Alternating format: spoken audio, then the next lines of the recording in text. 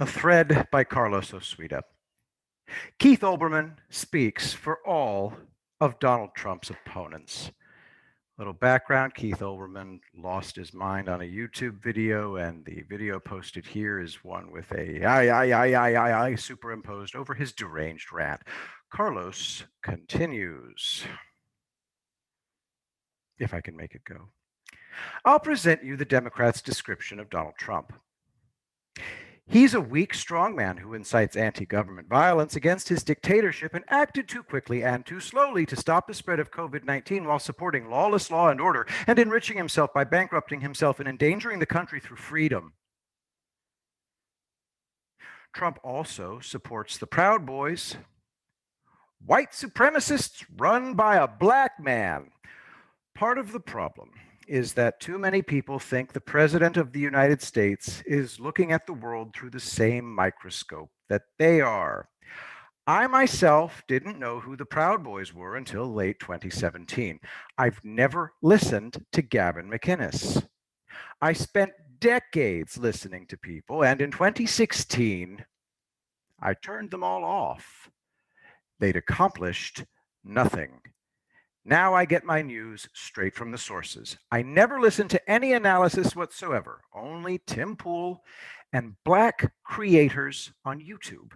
Black Americans were probably the most monolithic voting bloc in the United States. By listening to them, I hear directly, without an agenda, how well Trump is doing among all voters. The point was to win over Democrats. That's why I listen to Black former Democrats. As far as I can tell, all the Black YouTube creators I listen to voted for Obama. Maybe not the Hodge twins, who now have a blue check mark. I know that they're former Democrats, but I don't know if they voted for Obama. Here's another thing. Average Black Americans, regardless of their geographical location, are from cultures that put a lot of emphasis on linguistic humor.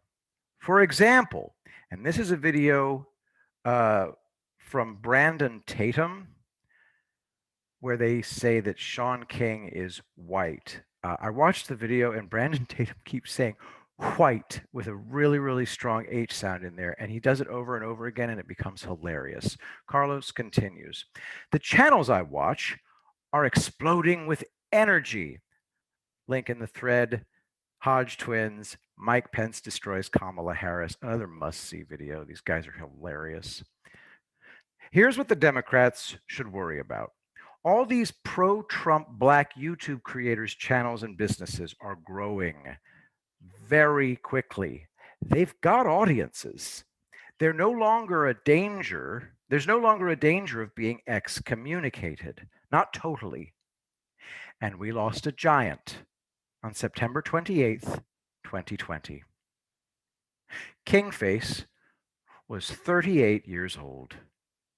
A kidney infection spread throughout his body, easily one of the most effective speakers I've ever seen. Do not look for reactions. Remember him as he is in the photo. Kingface was a happy warrior. Black YouTube creators are happy warriors. Leftists are miserably unhappy, negative, universally destructive people. But we're in a preference cascade now. And guess what characterizes preference cascades? They get bigger and faster the longer they go on. The happy warriors are recruiting by their very existence. Love trumps hate. Link in the thread. President Trump on the great show of love outside Walter Reed Hospital. All is well. There's nothing to fear. The second presidential debate has been canceled, so we're left with the spectacle of Biden having the smirk wiped off his face. I want to see it happen one last time. On my Tiger Pit thread, some poor leftist told me that Trump's tone matters because he's our leader and we all take our cues from him. This guy was projecting. Trump isn't our leader. He's family. We elected him because he smashes the enemy while we watch in rapt attention. Sure, there are nutters with nutter ideas out there, but they're not burning down cities. They're not destroying black owned businesses. They're not looting.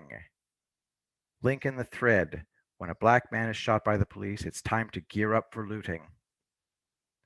The plot against Whitmer was amateurish beyond belief. The feds were onto these guys from the very beginning. Again, you forget that Trump has invoked the Stafford Act. Regular military special operators are out there. Department of Homeland Security confirmed that Coast Guard deployable special forces are part of the rapid response teams.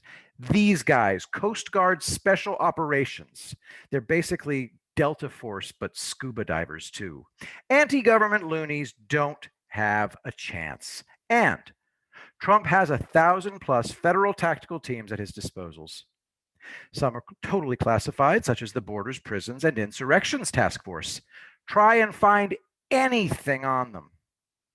Enjoy election night. Prepare to roar with laughter. I will be the greatest president that God ever created.